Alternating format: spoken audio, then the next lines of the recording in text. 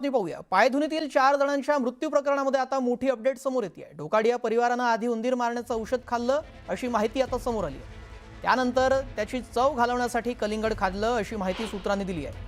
हे उंदीर मारण्याचं औषध जे आहे ते दातामध्ये अडकलेलं होतं आणि नंतर ते कलिंगडाला लागलं. ढोकाडिया कुटुंबानं हे विष खाल्ल्यानंतर त्यांना तत्काळ उलट्या झाल्या. त्यामुळे काही प्रमाणामध्ये हे विष शरीराच्या बाहेर पडलं. त्यामुळे त्यांचा मृत्यू लगेच न होता दुसऱ्या दिवशी झाला.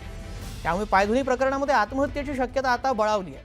आता हे उंदीर मारण्याचं औषध रॅट पॉयझन होतं की लॅबोरेटरीमध्ये वापरणारं 100% कॉन्सन्ट्रेटेड झिंक फॉस्फेट होतं, हा प्रश्न आता कायम आहे. दरम्यान या चौघांच्या मृत्यूचं गूढ उलगडण्यात आलेलं आहे. त्या संदर्भातला तपशील ग्राफिक्सच्या माध्यमातून आपण पाहूयात. ढोकाडिया कुटुंबातील चौघांचा मृत्यू झाला होता. कलिंगड खाल्ल्यानंतर चौघांची प्रकृती बिघडली होती. त्यानंतर त्यांना उपचारासाठी दाखल करण्यात आलं. मात्र उपचारादरम्यान पती पत्नी आणि 2 मुलींचा मृत्यू झाला. मृत्यूच्या कारणाविषयी संशय व्यक्त करण्यात आला. चौघांच्या मृत्यूच्या कारणाचा उलगडा झाला नव्हता. ढोकाडिया कुटुंबातील चौघांच्या मृत्यूचा उलगडा झाला.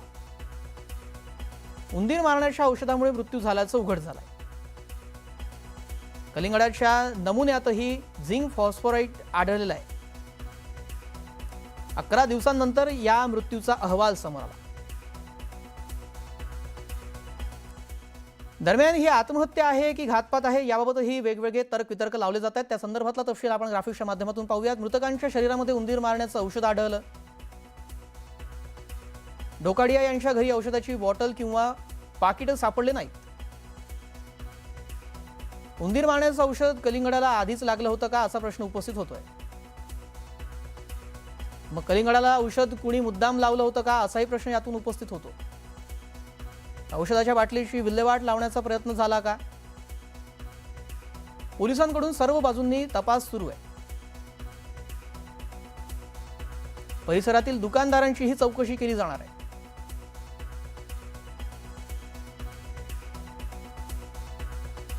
दरम्यान त्या दिवशी रात्री नेमकं काय घडलं तेही पाहूयात. रात्री जेवणामध्ये बिर्याणी खाल्ली.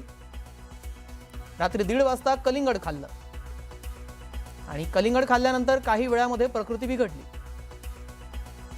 चौघांना उलट्या झाल्या, जुलाबाचा त्रास सुरू झाला. डॉक्टरांनी घरी येऊन तपासलं आणि औषध दिलं. पहाटेपर्यंत प्रकृती सुधार झालाच नाही. बिल्डिंगमधील डॉक्टराला बोलवलं होतं. मुलीला CPR दिला पण उपयोग काहीच झाला नाही. तातडीने रुग्णालयामध्ये दाखल करण्यात आलं. उपचारादरम्यान चौघांचा मृत्यू झाला. 10 दिवसांमध्ये तरुण स्वतः चालत घरी परतला. तत्काळ उपचार मिळाल्यानं जीव वाचला.